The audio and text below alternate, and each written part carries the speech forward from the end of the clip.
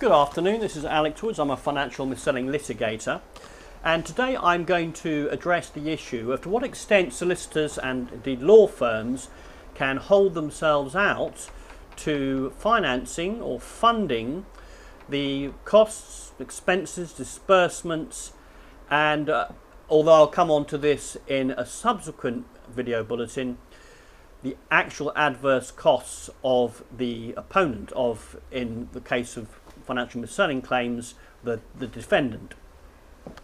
So I'm going to look at the fact that there's been a recent Court of Appeal decision in this area, Flatman in Germany, and another appeal where the two appeals were to combine together. I'm going to go through that judgment not in detail, and then I'm going to extract from a couple of judgments, both the High Court judgment and then the judgment of Lord Leveson, a couple of relevant sections that, for solicitors and those law students and indeed those people interested in the law out there can get a handle on the issue of non-party cost orders and in what circumstances they may be made, i.e.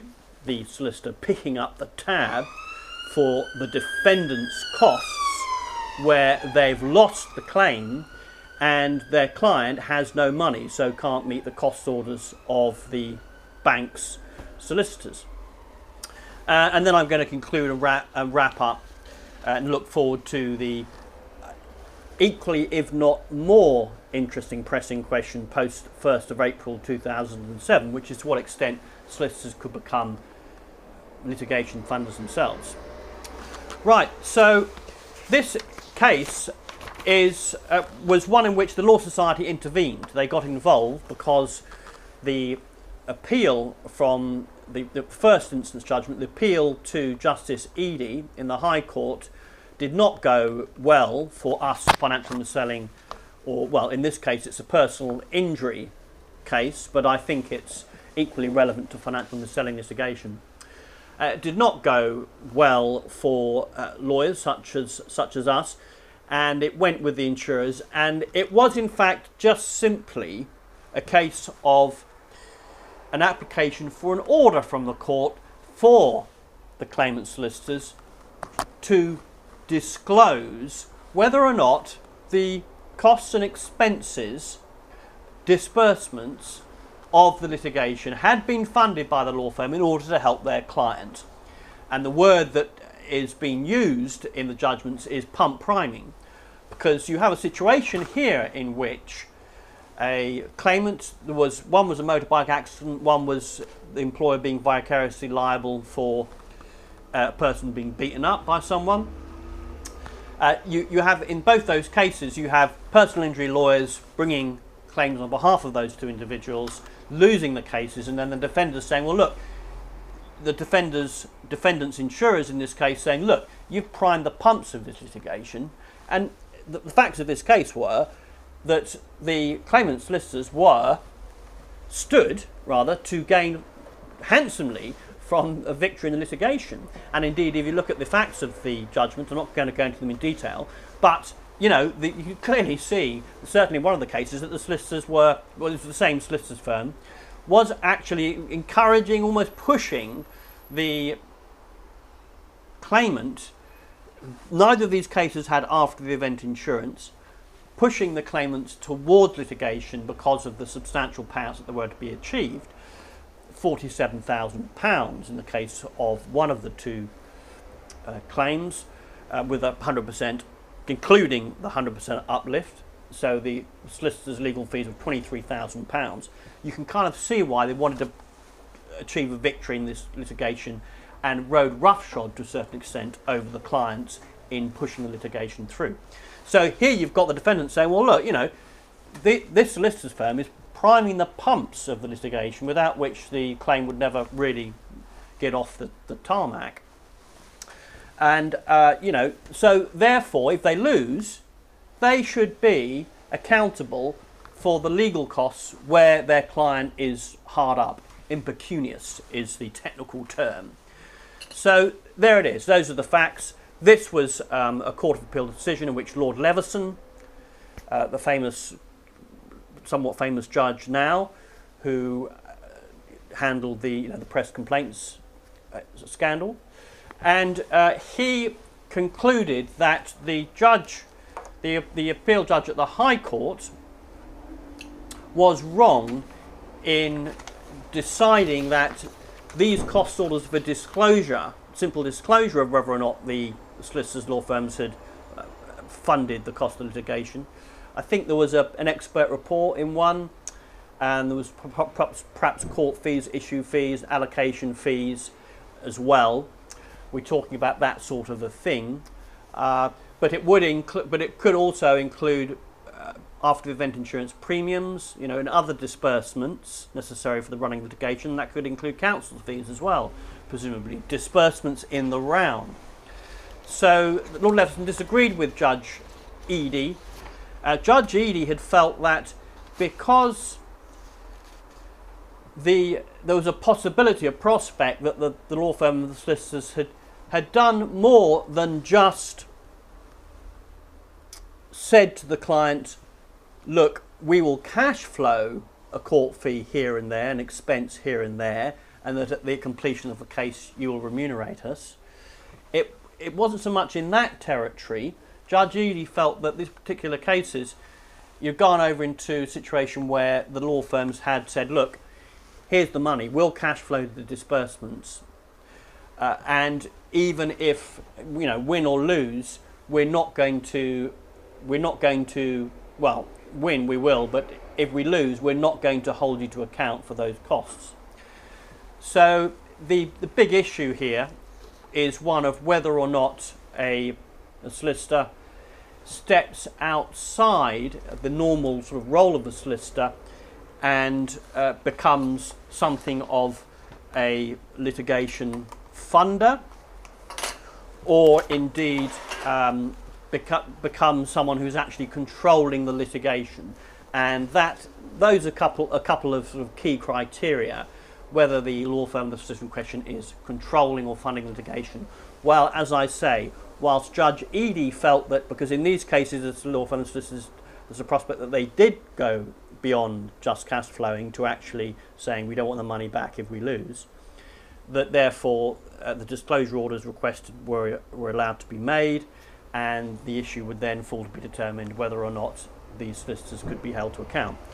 So Leveson, in his Court of Appeal judgment, disagreed with that approach, and he said that what you have to understand with so many of these judgments, needless to say, is that the really interesting nuggets of the law that come out, aren't necessarily the practical substance of the appeals that have been brought, because in the case of these appeals, the issue was a disclosure issue. The defendants wanted the right to have details of information, potentially confidential information, between the solicitor and their client disclosed, so that they can make a decision whether or not the law firm or the solicitor in question had been funding or controlling the litigation. So, just be clear about that. So, but along the way, and as I say, in the Court of Appeal decision, the Law Society intervened, were allowed to intervene, and they had a QC come in and argue this point, and that point was resolved and addressed and dealt with by Lord Leveson in the Court of Appeal decision. So it's an important, I hesitate to say landmark, but it is a substantial landmark decision as far as the way solicitors are concerned in running their cases.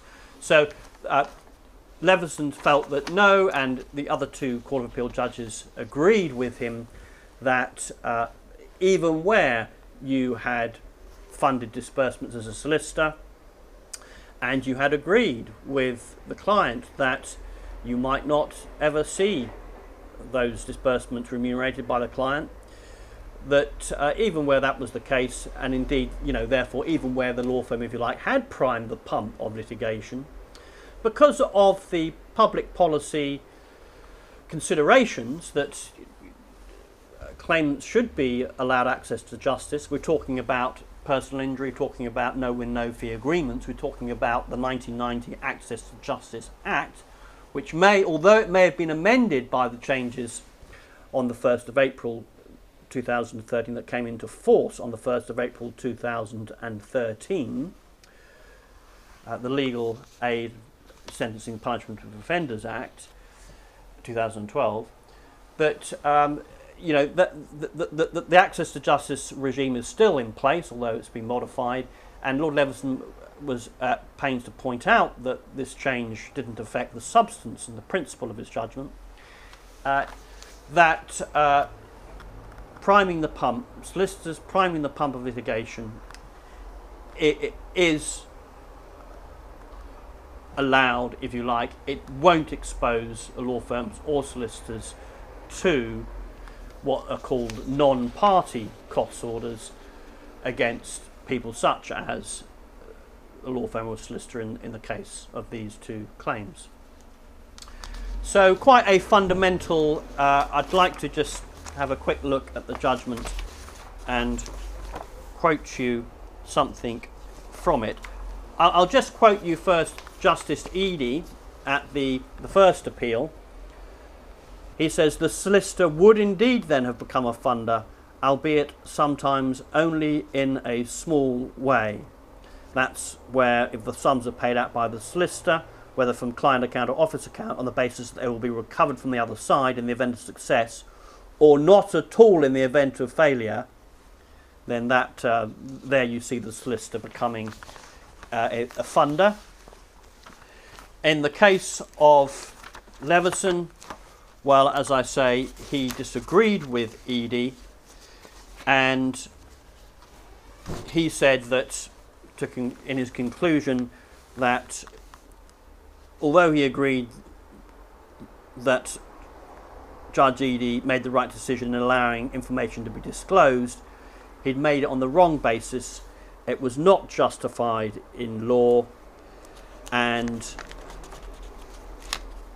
a law firm or solicitor would not be exposed to a non-party cost order for moving outside the role of the solicitor by pump priming litigation in terms of funding disbursements that they did not intend to then recoup if they lost. So that's paragraph 50 of Leveson's judgment, is a useful quote there. So there you have it.